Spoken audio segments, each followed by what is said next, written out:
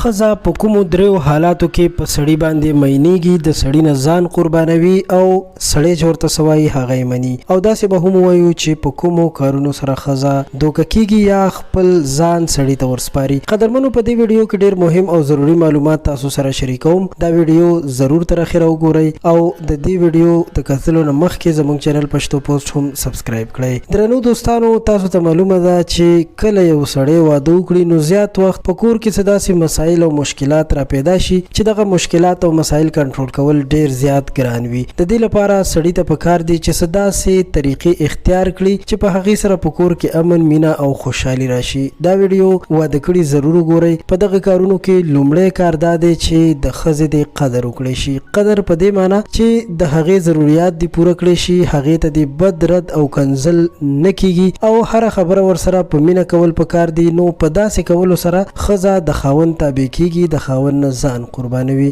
دویم دا چې اکثره وخت ښځې ته تحفې راوړل پکار دي، د هغې خبرې منل پکار دي او هغه چې څه وایي هغې ته وخت ورکول پکار دي. یعنې ډېر سړي داسې وي چې کور ته راشي په موبایل کې ګوتې وهي، ښځې ته وخت نه ورکوي، نو ښځه یې هم بیا بې پروا کیږي او د خاوند نه همداسې باغي کیږي. نو په دې دوران کې چې کله خاوند ښځې ته وخت ورکوي نو ښځه هم په خاوند باندې ځان قربانوي. دریم دا چې ښځې ته پکار دی چې د خپل خاوند ضرورت پوره کړي او خپل خاوند ته ځان داسې جوړ کړي چې خاوند یې بهر نورو ښځو ته هم ونه ګوري. په داسې کولو سره د دوی په کور کې مینه، محبت او خوشحالي نوره هم زیاتیږي. نو پکار ده چې دې کارونو ته ضرور توجه او خیال وکړي شي. د پښتو پوسټ چینل د دې ویډیو د کتلو مو ډیره مننه کوم. تر بیا مو په لوی الله سپارم. خوشحاله اوسئ، بریالي اوسئ.